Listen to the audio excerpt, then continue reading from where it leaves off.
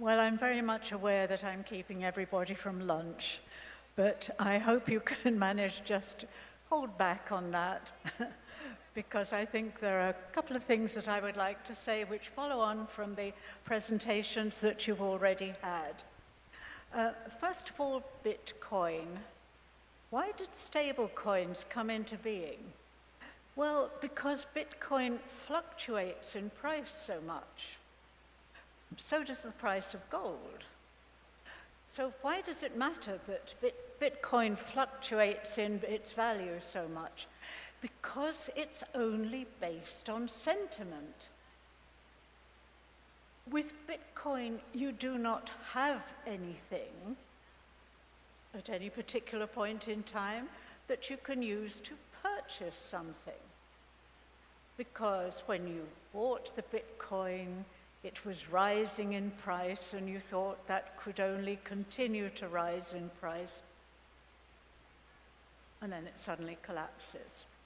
So if that's the way you want to save for a down payment on a house or whatever, I don't recommend Bitcoin for that purpose. And it was precisely because of that fluctuation, and a fluctuation that you can't really predict very easily because, as I say, it's only based on sentiment. It was that led to the introduction of stable coins.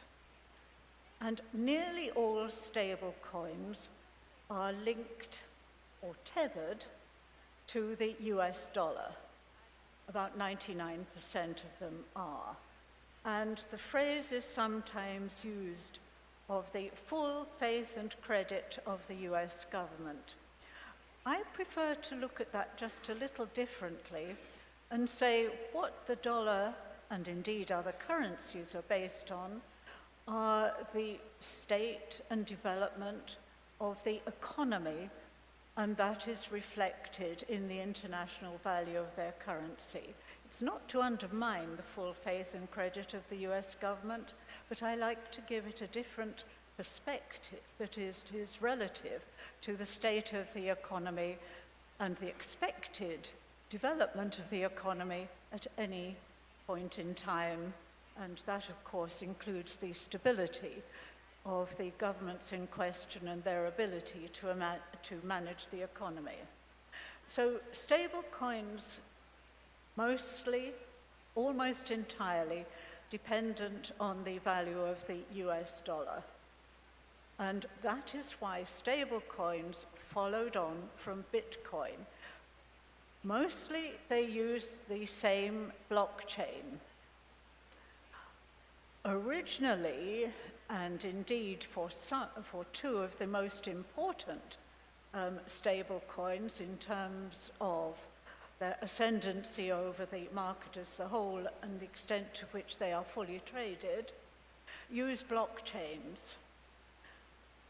One of the advantages, which was very much made me very interested indeed, with the seizure of assets passing through blockchains. There are two elements of this. The words private key were correctly mentioned. You have your private key, and then there's the public key, and then every single transaction is recorded on the blockchain. What about the private key? What is this? I'm very fond of saying that this is a longer telephone. It's longer than any telephone number that you can possibly remember. And that is why people have been known to keep their private keys recorded somewhere. One particularly, I regret to say he was an Irishman, because I'm Irish, one particular foolish man recorded his private key at the top of his fishing rod. And then he went off to fish, rented a fishing cottage, off to fish, and left all his fishing rods behind.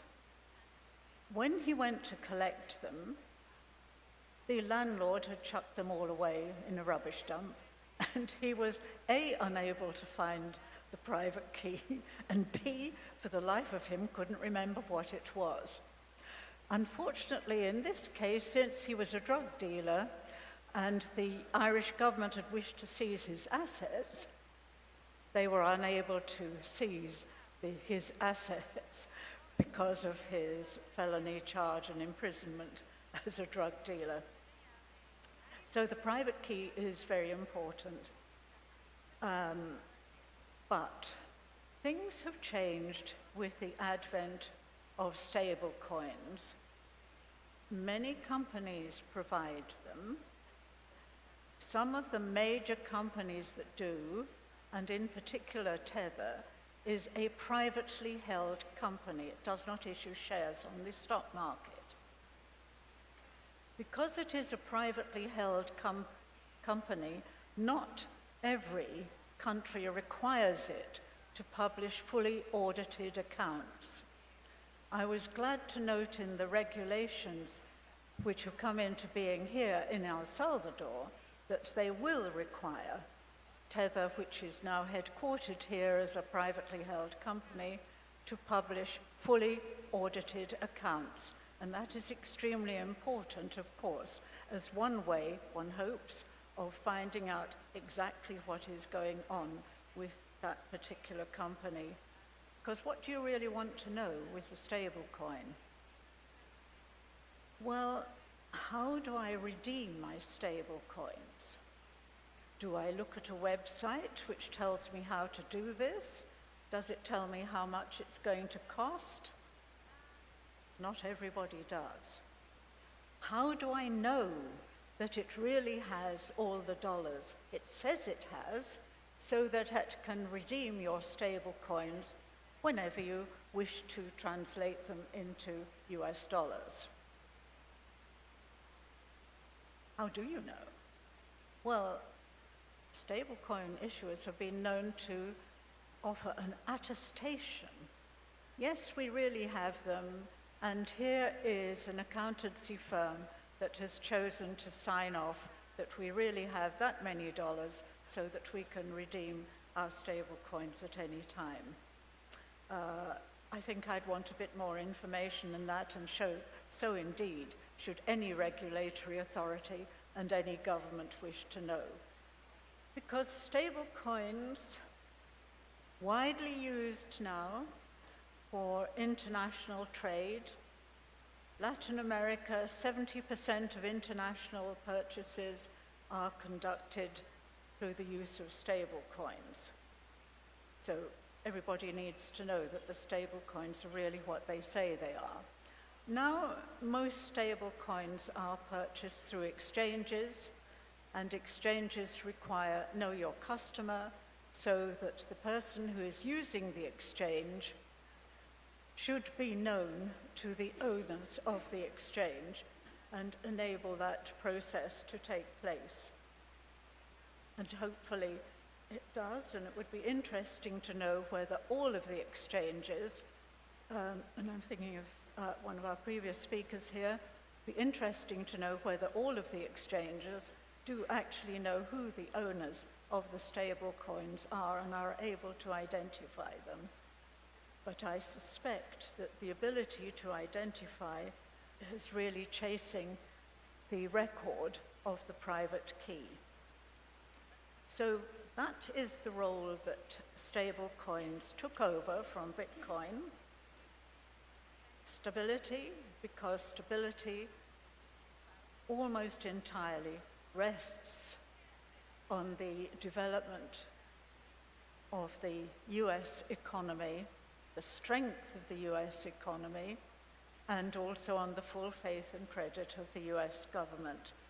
I was always tempted to refer, in fact, when I wrote about cryptocurrencies and stable coins, I really felt like calling them parasites because they were parasitic on another economy, not in any way any value of any intrinsic value of their own.